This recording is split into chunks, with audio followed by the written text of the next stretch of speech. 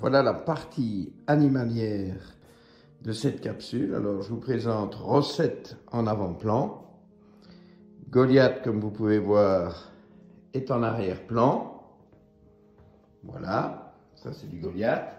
Bonjour mon Goliath. Non, non, non, non, non, non, non, non, non, non, non, non, on ne se gratte pas. Goliath, ouh. Dis bonjour. Ouh, bonjour mon Goliath. Et alors là, vous avez de l'oxo.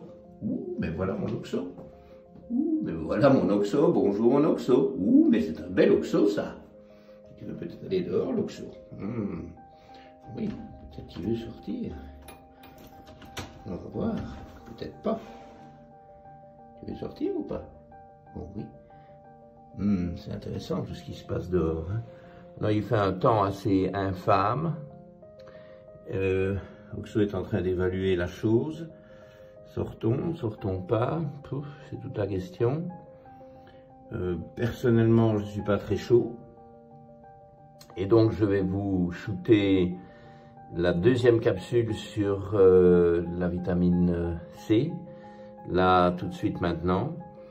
Et on va faire ça calmement à notre bureau. Et on verra quels seront les animaux qui nous accompagnent dans le tournage. Voilà, rendez-vous tout de suite. Bonjour, nous sommes le 12 décembre, il est 9h47, parce que je suis devant mon écran d'ordinateur, je peux vous donner l'heure précise. Nous avons décidé tous ensemble, avec la petite communauté animale que je viens de vous présenter brièvement, de shooter ici à l'intérieur, parce que ce n'est pas un temps à mettre tous ces animaux dehors, et moi encore moins. Alors, je peux vous montrer, hein, voilà, il fait très humide et il y a beaucoup de brouillard, les images ne seront pas jolies. Par contre, ici, bon, je vous en remets une petite couche, je ne sais pas résister. Voilà, nous avons des assistants présents, hein, Mademoiselle Rosette, et alors évidemment, à mes pieds Goliath, que je vous montrerai à la fin. Remontrerai, puisque je vous ai fait une petite introduction animalière. Pas de culturel aujourd'hui, mais des informations médicales importantes. Et alors, j'ai changé ici en dernière minute le sujet de cette capsule. Je pensais vous parler dans la continuité de la vitamine C antivirale et du paracétamol. Je pensais vous parler de ce fameux génotype GST, glutathion S-transférase, qui, je vous le redis quand même, au cas où vous n'auriez pas entendu la capsule précédente, augmente considérablement les besoins en vitamine C dans l'optique de la vitamine C comme outil thérapeutique majeur pour contrer les infections virale, mais aussi bactérienne, donc c'est un anti-infectieux, un support de l'immunité extrêmement spectaculaire et que je vous incite à essayer puisqu'il s'agit de quelque chose de très sûr. Mais cette capsule que j'ai diffusée le vendredi soir à 19h30 en live, et donc je vous shoote ceci le lendemain matin, nous sommes samedi matin, a eu du succès, il y a beaucoup de vues, mais aussi entraîne beaucoup de questions. J'ai aussi eu des questions pendant le live chat. Je vous incite à assister au live chat, c'est l'occasion de poser des questions, d'interagir avec moi en direct, ce qui n'est quand même pas toujours si évident. Okay, donc venez à 19h30, il faut vous inscrire sur ma chaîne YouTube, contactez mon staff si vous avez le moindre problème technique pour le faire. Mais venez nous rejoindre le vendredi. C'est sur un ton plaisant. Il peut y avoir quelques gags. Et puis, il y a toujours un peu d'échanges, je pense, qui valent la peine d'être suivis et des infos. Bon, revenons au sujet d'aujourd'hui, qui n'est que la prolongation de ces discussions, de ces interactions et des questions. Et puis alors, figurez-vous que 3 minutes avant de shooter ceci, je reçois de mon assistant un email qui est arrivé directement sur le site. Vous pouvez toujours envoyer des emails sur le site. ils me sont transmis, ça passe par le filtre évidemment de mon staff, mais je reçois les choses qui me concernent et qui m'intéressent. Et donc j'ai reçu un email d'Arnaud qui finalement, c'est pratique, me donne une liste de questions. La plupart ont déjà été soulevées hier ou sur les commentaires YouTube, parce que vous pouvez aussi poster des commentaires sur la chaîne YouTube, en dessous des vidéos, vous avez l'occasion de poster des commentaires. Et là aussi, je réponds ou j'intègre ça dans une capsule suivante. C'est exactement ce qu'on va faire maintenant. Et donc, je vais réintituler, je vais changer de sujet. Et la capsule d'aujourd'hui, c'est la vitamine C en prévention. Parce qu'évidemment, je vous ai présenté la vitamine C en traitement, en aigu, mais tout le monde me tombe dessus. Il y a Tony aussi qui m'a envoyé un email en direct ce matin, puisqu'il a mon adresse email personnelle.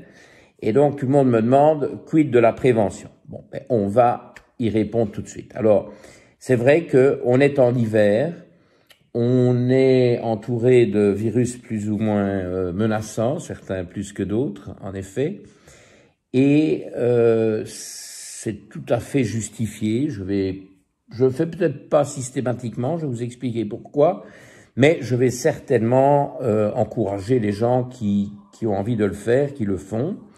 Et donc là, on est plutôt dans la prise d'1 gramme de vitamine C. Okay, et quand on prend de la vitamine C comme ça en prévention, on prend ça avec le premier repas.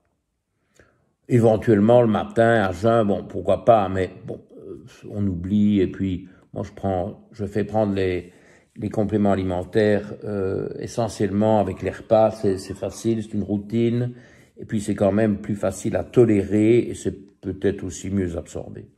Donc 1 gramme de vitamine C, vous devez avoir des gélules d'1 gramme. Alors moi je veux pas des trucs effervescents, plein de sucre, plein de sel, enfin des trucs très chimiques. Bon, vous prenez plutôt des gélules, je n'aime pas les comprimés qui sont pleins d'excipients, tous plus ou moins toxiques, pas intéressants, difficiles à avaler par rapport à une capsule. Vous prenez une capsule d'1 demi-gramme ou d'1 gramme de vitamine C, vous prenez 2 capsules d'1 demi-gramme, enfin ça c'est de la popote intérieure, tout ça est bon, on n'a même pas besoin d'1 gramme, peut-être qu'1 demi-gramme suffit.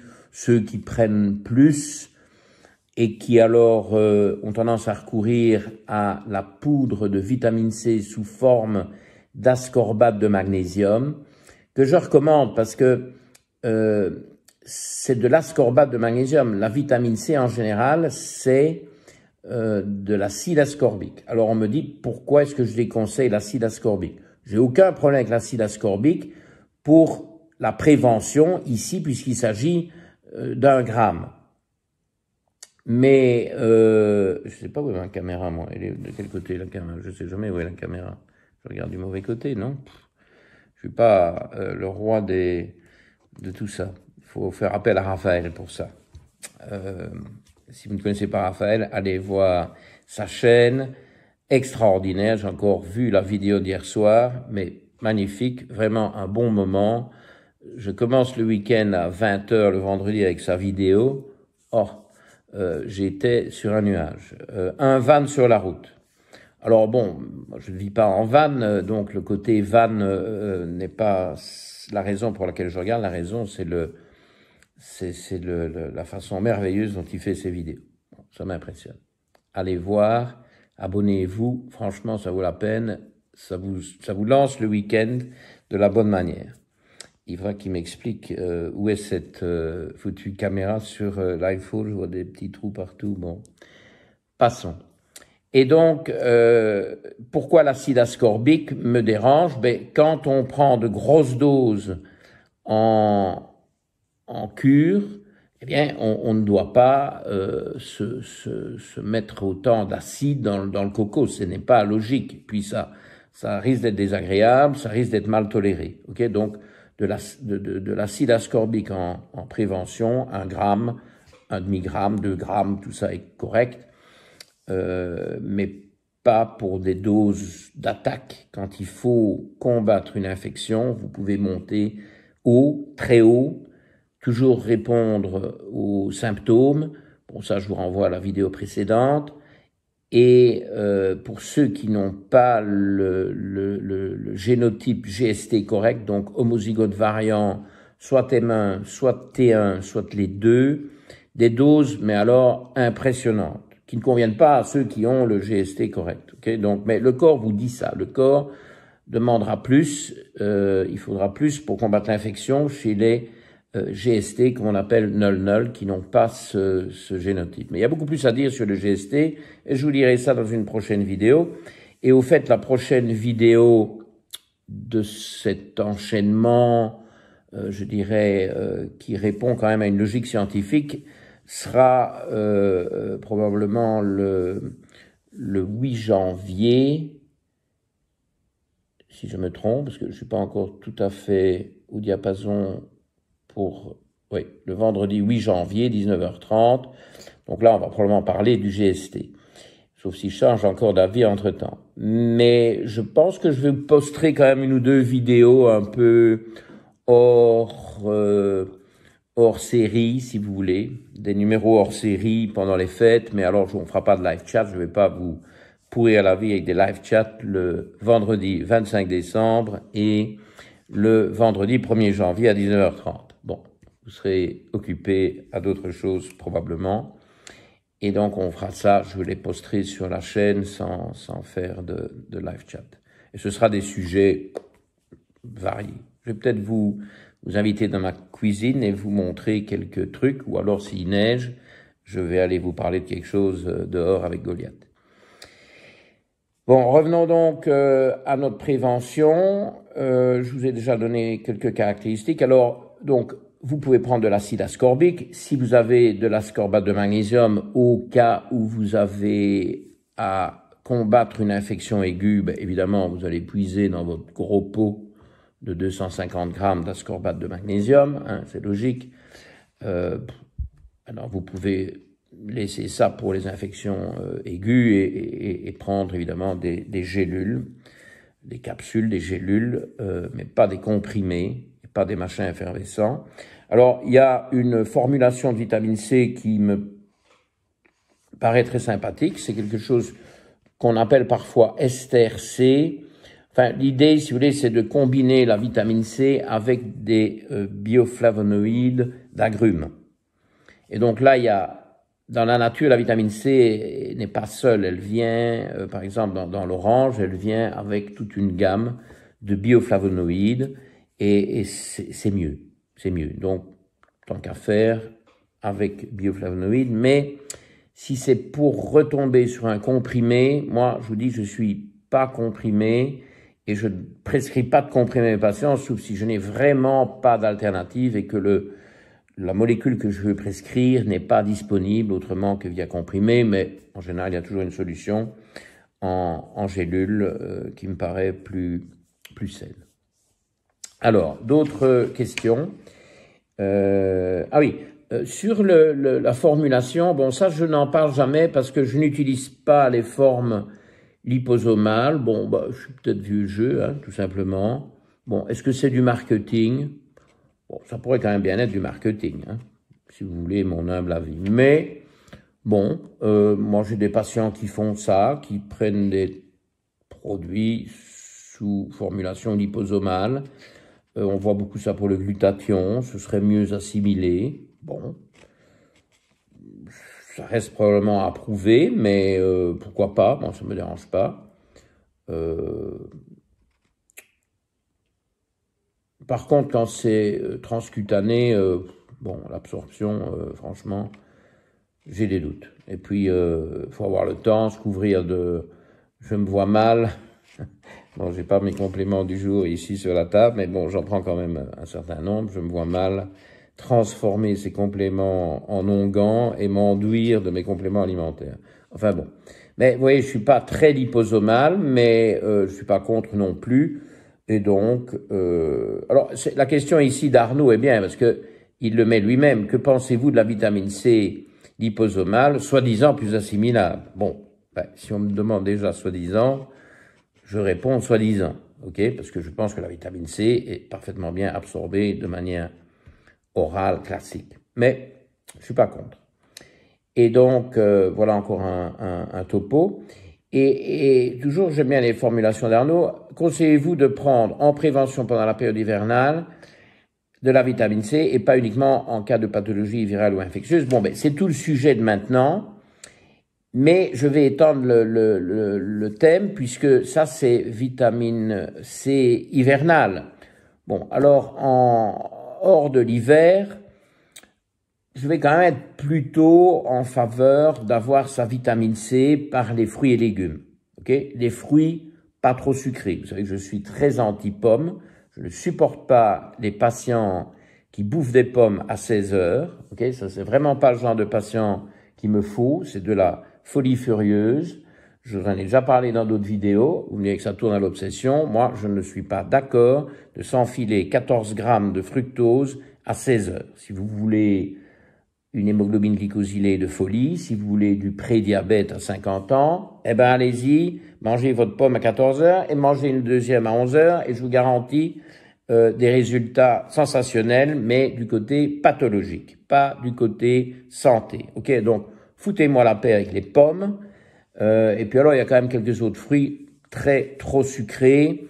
Bon, on pourrait... Les pommes, niet, hein, niet. 14 grammes, c'est pas jouable. Vous me remplacez la pomme par 27 fruits de la passion et vous avez la même quantité de fructose. Ok, donc allez-y, les 27 fruits de la passion, vous n'y arriverez pas et donc on sera gagnant sur la quantité de sucre.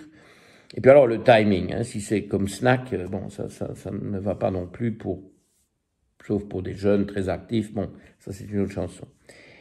Donc, en été, revenons à l'été, s'il vous plaît, pas de pommes en été, hein, fruits de saison, okay, que les pommes, au mois de juin, elles viennent d'où? Elles viennent d'où? Elles ont pris combien d'avions pour venir se faire bouffer 14 grammes si c'était de la vitamine C, je vous dirais oui, mais de fructose à 16 heures. Bon, je vais me calmer avec les pommes parce que ça met toujours totalement hors de moi. Un petit coup de café. Bon, vous me direz que c'est pas spécialement calmant, mais ça va quand même. Il est encore un peu tôt, hein, puis il fait hivernal. Donc, en été, pas de vitamine C. Allez chercher votre vitamine C, non un chien, dans les fruits et légumes. Okay, les bons fruits et tous les légumes, des légumes de saison, des légumes variés. C'est les légumes variés qui sont le trésor pour un bon intestin. Tant que vous ne partez pas vers des légumes variés, de saison, idéalement, circuit court, produit localement. Dès que j'ai fini ceci, hop, je vais au marché du samedi matin à Bastogne avec Goliath et on va aller chercher des légumes et fruits de saison. On va aller chercher des choux, on va aller chercher du céleri, rave et des machins comme ça pour toute la semaine prochaine.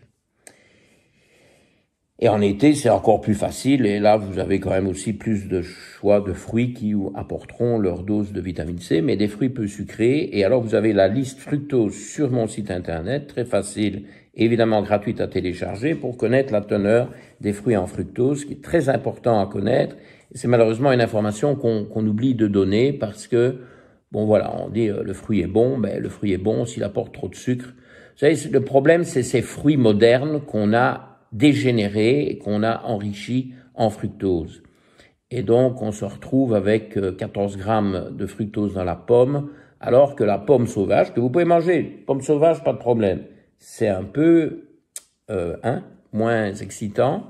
1 gramme de fructose, la pomme sauvage. Bon, j'avais dit que j'arrêtais avec les pommes. Je promets que je n'en parle plus aujourd'hui, peut-être la fois prochaine. Bon, donc, vous prenez votre vitamine C en été sous forme naturelle. En hiver, c'est vrai que c'est un peu plus difficile, il en faut peut-être un peu plus, et donc, pourquoi pas instaurer une prévention? Peut-être que je ne recommande pas assez, mais bon, j'essaie toujours de faire passer évidemment la vitamine C alimentaire plutôt que la vitamine C en supplément, parce qu'il y a moyen d'aller la chercher par l'alimentation. Alors, sur mon site internet, toujours dans la section liste et dans toutes les langues, hein, enfin, toutes, pas en tibétain, mais vous avez quand même français, anglais, puis certaines listes sont traduites en espagnol aussi. Vous avez la liste vitamine C. Je crois que la vitamine C, je ne crois pas qu'elle est en français, tout compte fait. J'essaierai de la mettre en français. Mais enfin, bon, c'est facile, hein, vous savez, les traductions, puis les traductions sont assez évidentes, vous connaissez quand même pas mal de ces choses-là sous leur version anglaise. Bref, il y a une liste vitamine C aussi à télécharger gratuitement, avec, si je me souviens bien, les 24 aliments les plus riches en vitamine C. Donc vous pouvez insister, si vous voulez, vers ce qui est le plus riche, tout en respectant la saisonnalité et les circuits courts dans la mesure du possible. Bon, vous me direz, le circuit court pour les agrumes en hiver, c'est foutu. Bon, j'ai beau regarder autour de moi, mais la brume se lève. Il y a comme un petit soleil derrière. Ah, mais c'est pas mal pour le marché à Bastogne. Les agrumes en hiver, le circuit n'est peut-être pas très court. Bon, ça va venir d'Espagne. Moi, j'essaye d'avoir des choses qui viennent du Portugal, qui sont moins industrialisées qu'en Espagne. C'est de l'agriculture moins intensive, c'est plus traditionnel, ça a souvent plus de goût. Donc, ici au Luxembourg, on a plein de produits portugais, parce qu'il y a une énorme colonie portugaise, très remarquable par son efficacité et son sérieux et son travail, très impressionnant. Et donc, il y a tous les produits portugais, c'est ça qu'il faut aller chercher quand on y a accès. Bref, pour la prévention, donc voilà, vous avez les deux options, l'alimentation, la supplémentation, l'hiver étant un peu plus du côté supplémentation. Petite remarque quand même, quand vous avez des problèmes infectieux de fond, alors bon, il y a des gens qui ont des poumons très enflammés, qui donc peuvent avoir un petit fond infectieux. Alors, évidemment, des dysbioses, où là, effectivement, il y a une forme d'infection chronique quand le dysbiose est très difficile à maîtriser. Je pense beaucoup à des problèmes dentaires. Tous ceux qui ont des petits abcès, peut-être en cours d'exploration, en cours de traitement, qui doivent être, un moment ou l'autre, traités, mais bon, ça n'a pas encore pu se faire, ou il y en a plusieurs, il faut du temps. Tout ça, c'est des infections chroniques. Vous allez voir que vous allez tolérer plus de vitamine C. Et là, je trouve qu'effectivement, si vous constatez que vous pouvez tolérer 3-4 grammes, alors là, on repasse à la poudre ascorbate de magnésium, parce que là, on commence à aller trop dans les acides, si c'est la forme classique. Donc, l'acide ascorbique, 1 gramme ou 2, ok. Au-delà, hop, ascorbate de magnésium.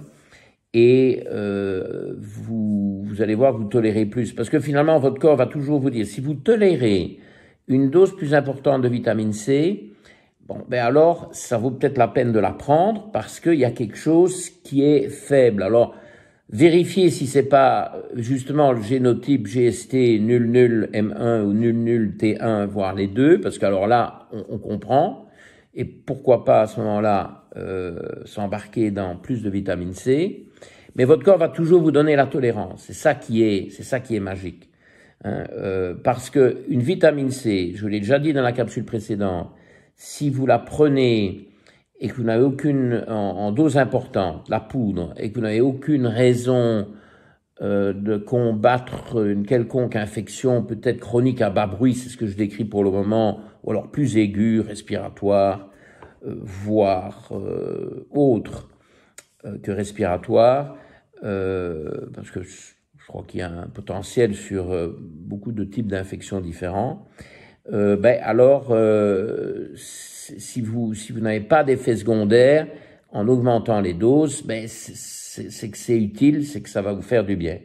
Le corps est très bien fait. Si vous n'avez pas besoin de faire ça, vous allez tout de suite avoir des ballonnements, des gargouillements, et puis finalement, si vous insistez, si vous n'écoutez pas ça, hop, l'étape suivante, c'est des selles molles, et puis finalement, de la diarrhée si vous continuez, si vous persistez dans l'erreur.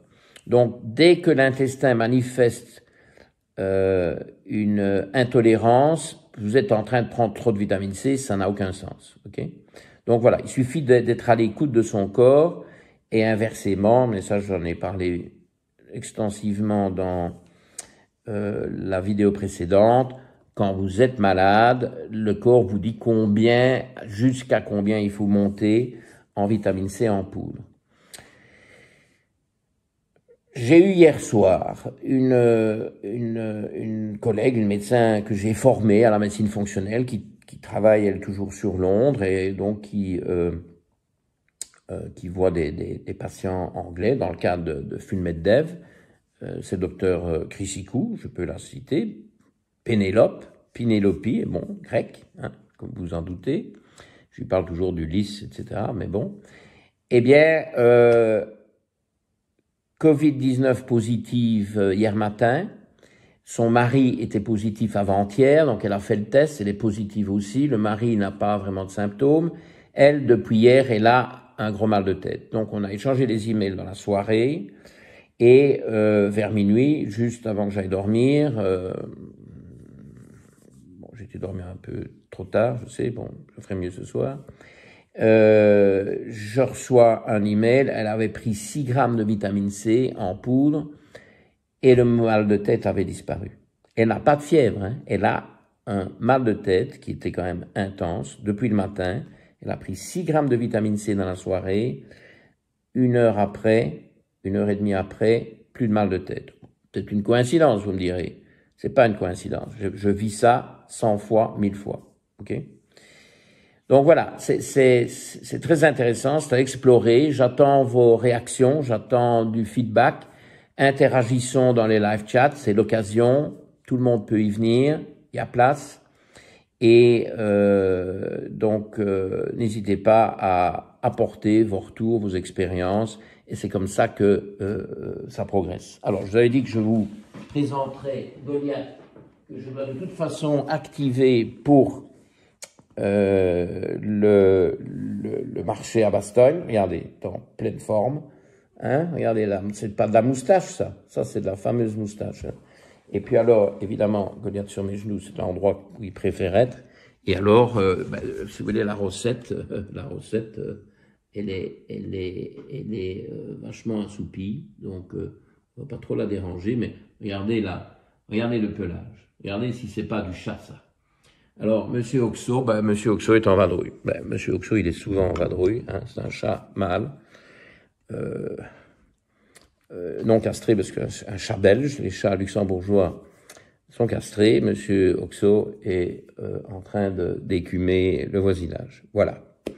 Merci pour votre attention, fidélité. À la prochaine. Salut.